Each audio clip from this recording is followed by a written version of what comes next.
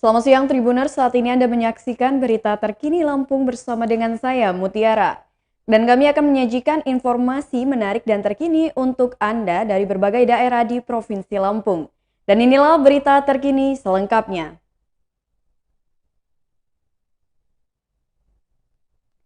Kasus pembegalan dengan modus bertanya alamat di Bandar Lampung. Siti Nur Aisyah berusia 32 tahun warga Sumberjo Kemiling Bandar Lampung menjadi korban begal yang terjadi pada Rabu 16 November 2021 malam.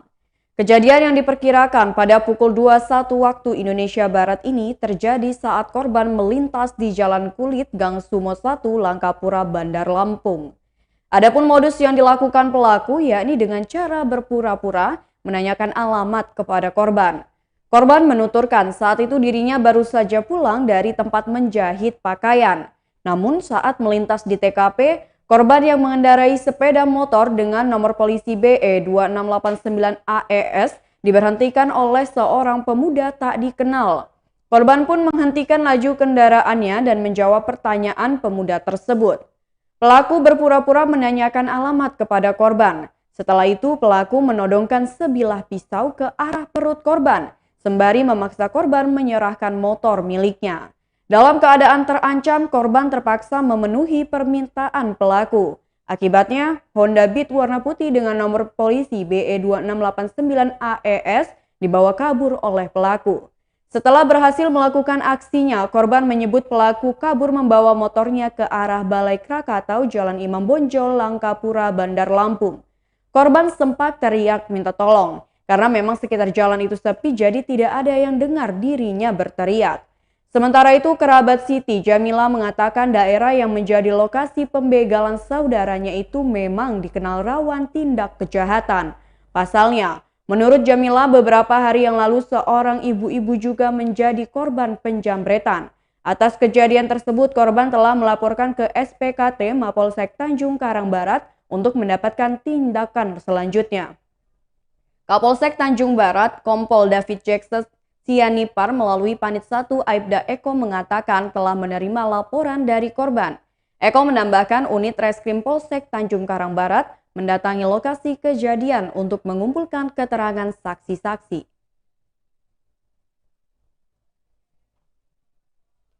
Berita selanjutnya, aksi pencurian motor di Bandar Lampung diduga dilakukan oleh sepasang kekasih. Pasangan sejoli diduga menjadi pelaku pencurian sepeda motor di depan toko furnitur di Jalan Kimajawai Halim, Bandar Lampung. Aksi pencurian yang dilakukan sejoli ini terjadi pada Minggu 14 November 2021 pagi sekitar pukul 10 waktu Indonesia Barat. Kamera pengawas atau CCTV yang terpasang di toko tersebut sempat merekam aksi pencurian tersebut. Berdasarkan rekaman CCTV toko, tampak dua orang pelaku datang ke lokasi kejadian dengan mengendarai sepeda motor jenis Beat berwarna biru putih. Satu orang pria berperan sebagai eksekutor sementara teman perempuannya menunggu di atas motor. Dari rekaman CCTV itu tampak pelaku pria mengenakan sweater merah celana jeans pendek, sedangkan teman perempuannya mengenakan sweater putih jeans biru panjang. Pemilik toko yakni Stephen berusia 50 tahun mengatakan dirinya tak mengetahui persis pencurian sepeda motor tersebut. Namun dirinya mengetahui peristiwa itu dari rekaman CCTV. Kalau dilihat dari CCTV, pelakunya yakni dua orang. Stephen mengatakan motor Beat berwarna biru putih dengan nomor polisi BE 2765 ABJ merupakan milik salah satu konsumennya. Saat itu, korban sedang melihat-lihat kasur di dalam toko tersebut. Korban tak menyadari saat itu pelaku datang menggasak motornya. Tidak sampai 2 menit, motor korban langsung dibawa kabur. Kalau dari CCTV, kaburnya ke arah Tanjung Senang atau bypass. Menurut Stephen, pencurian sepeda motor tersebut sudah dilaporkan korban ke aparat kepolisian setempat. Sementara itu, Kasat Reskrim Polresta Bandar Lampung, Kompol Devi Sujana menyatakan pihaknya sudah berkoordinasi dengan anggota Polsek Kedaton. Pihaknya akan melakukan penyelidikan terkait pencurian sepeda motor yang terjadi di wilayah Kedaton. Devi menambahkan saat ini pihaknya masih mengidentifikasi pelaku berdasarkan dari rekaman CCTV toko. Pihaknya juga sedang meminta keterangan korban dan saksi-saksi di lokasi kejadian.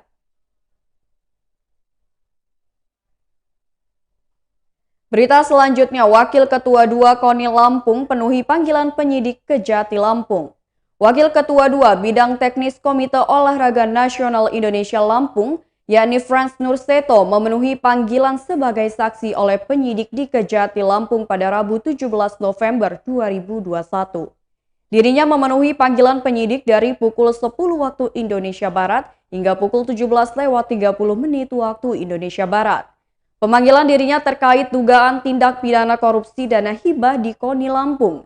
Frans menyebut dirinya hanya dimintai keterangan soal teknis pembinaan atlet khusus. Frans mengungkapkan banyak pertanyaan yang dilontarkan oleh penyidik Kejati, namun dirinya tak menghitung jumlah pertanyaan tersebut. Menurut Frans, dirinya tidak ditanya soal anggaran. Hal itu berkaitan dengan jabatan dia saat ini. Penyidik lebih banyak menanyakan tentang hal-hal yang bersifat teknis. Ia pun diminta menjabarkan hal tersebut, misal kenapa beda gaji yang diterima oleh tiap atlet. Frans menegaskan tiap atlet jelas menerima gaji yang berbeda. Selain itu, dirinya juga menjabarkan kepada penyidik dari mana ditetapkan target untuk tiap atlet. Menurut dirinya, target tiap atlet ditentukan dari hasil kejurnas, hasil prapon, dan hasil monitoring pelatih. Disinggung mengenai penyelewengan anggaran di tubuh KONI, Frans optimis bahwa sebenarnya tidak ada penyelewengan dana tersebut. Sementara itu, Kasih Penkum Kejati Lampung 1, Made Agus Putra Adiana mengatakan, pemeriksaan terhadap Frans Nurseto terkait apa yang dilaporkan ke Kejati. Menurut Made, saksi yang telah diperiksa pihaknya ada kemungkinan dipanggil kembali oleh penyidik. Made menambahkan total saat ini sudah lebih dari 30-an saksi yang diperiksa Kejati Lampung untuk menentukan ada tidaknya tindak perkara dalam dugaan korupsi anggaran KONI. Dari total 30 orang lebih saksi yang sudah diperiksa, Made enggan menyebutkan siapa saja orang tersebut. Termasuk ketika disinggung apakah Kejati Lampung telah melakukan pemeriksaan terhadap Ketua KONI.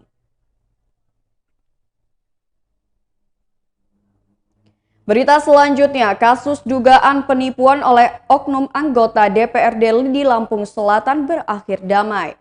Setelah ramai diberitakan di media, oknum anggota DPRD Lampung Selatan dari fraksi Gerindra Malik Ibrahim yang dilaporkan Syukri Amin atas tuduhan penipuan dan penggelapan terkait perjanjian pekerjaan akhirnya bertemu dan sepakat untuk berdamai. Malik mengatakan masalah tersebut sudah diselesaikan dengan Syukri Amin selaku terlapor dengan cara kekeluargaan. Bahkan laporan tersebut akan ia cabut secara resmi di Mapolres Lampung Selatan. Sementara itu, kuasa hukum pelapor dari LBH Nur Salam and Partner Nur Salam saat dikonfirmasi membenarkan telah terjadi kesepakatan perdamaian antara kedua pihak korban maupun tersangka. Menurut Nur Salam, perdamaian ini pun dalam rangka restorasi justice atau pemulihan hak kliennya. Ya betul, sudah ada perdamaian antara kedua belah pihak katanya, bahwa masalah tersebut akan diselesaikan dengan cara kekeluargaan.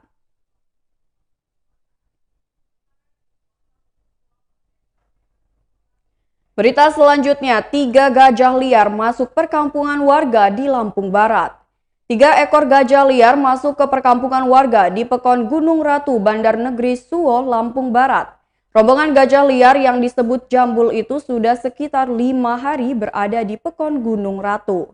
Hingga saat ini, Satgas Penanganan Konflik Gajah Liar setempat masih terus berupaya melakukan penggiringan jambul itu ke dalam hutan menggunakan mercon atau kembang api. Anggota DPRD Lampung Barat, Sugeng Kinario Adi yang turut serta dalam melakukan penggiringan tersebut mengatakan, selama 5 hari terakhir pada setiap malam rombongan gajah liar itu selalu masuk ke perkampungan. Sugeng mengatakan bahwa gajah tersebut hanya memakan pisang dan tidak merusak rumah warga. Ia melanjutkan pada Selasa malam, rombongan gajah liar tersebut sempat berada di sekitar jalan poros Pekon tersebut. Sudah 30 meter dari jalan poros cor-coran itu bahkan sempat 10 meter. Hampir ingin menyeberang jalan. Selama 5 hari tersebut terus Sugeng, rombongan gajah jambul ini sempat 2 kali menyambangi kantor Taman Nasional Bukit Barisan Selatan Resort Suwo. Ia mengatakan dari kantor itu, malam terakhir dirinya ke sana, rombongan jambul sempat berada di jarak kisaran 5 meter dari kantor TNBBS Resort Suwo dan di pinggir Danau Asam. Dalam melakukan penggiringan rombongan jambul, Sugeng mengaku terdapat sejumlah kendala yang pihaknya hadapi. Medan yang susah, tebing tinggi, belum lagi suhu panas bumi, karena kanan kiri ini terdapat belerang dengan suhu kurang lebih 65 derajat Celcius panasnya. Ditambah lagi medannya dihiasi dengan pepohonan beranting rapat. Sugeng meneruskan, kendala yang dihadapi semakin berat manakala rombongan gajah tersebut mengejar ia beserta rombongan Satgas Penanganan Konflik Gajah Liar. Rombongan jambul ini begitu agresif, setiap bertemu langsung mengejar-ngejar ia dengan rekannya. Sugeng menduga ketika gajah liar tersebut masuk ke pemukiman warga lantaran tertinggal dari rombongan gajah liar lainnya. Ketinggalan kelompok bunga, kelompok jambul ada 5 gajah. Yang 2 sudah ikut kelompok bunga yang sekarang ada di blok 6 Tanggamus. Sebab situasi dan kondisi yang kurang kondusif akibat adanya konflik gajah di Pekon Gunung Ratu, Sugeng menyampaikan imbauannya kepada masyarakat setempat. Masyarakat sementara jangan berkebun yang mana kebunnya itu menjadi tempat perlintasan gajah liar. Ia juga berharap agar rombongan gajah liar itu dapat segera pergi menuju hutan. Sebagai informasi, petugas yang diturunkan dalam penggiringan gajah liar tersebut berasal dari Satgas Penanganan Konflik Gajah Liar Pekon Bumi Hantatai, Pekon Gunung Ratu, Pekon Sukamarga. Selain itu ada juga dari Wildlife Conservation Society dan Polisi Hutan. Keseluruhan petugas yang dikerahkan diperkirakan berjumlah 35 orang.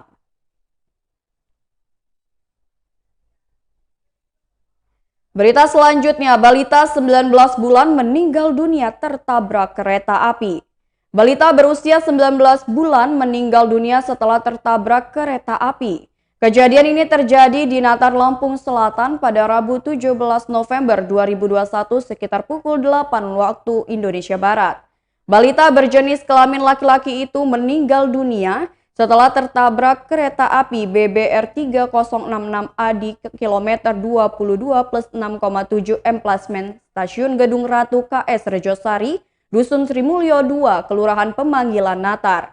Korban bernama Bagus Irama dan merupakan warga Dusun Srimulyo, Kelurahan Pemanggilan, Kecamatan Natar.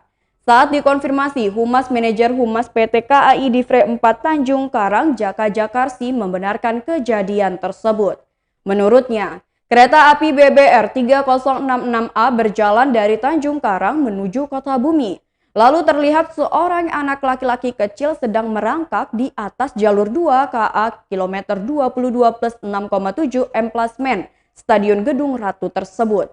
Sehingga menempel bagian depan kanan bawah lok 3066A.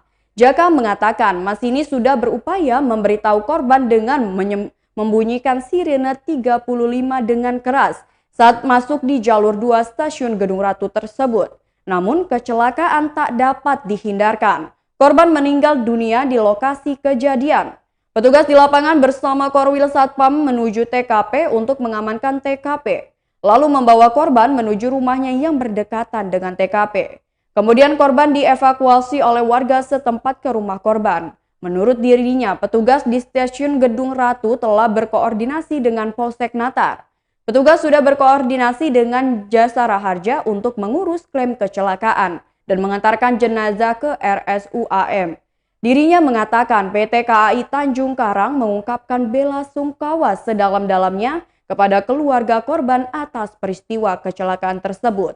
Dirinya berharap kejadian tersebut bisa menjadi pelajaran bagi semua masyarakat agar dapat mengawasi putra-putrinya saat di luar rumah. Semestinya anak seumuran segitu masih berada dalam pengawasan orang tua atau pengasuhnya. Jadi jangan dibiarkan keluar rumah sendirian apalagi bermain di perlintasan kereta api.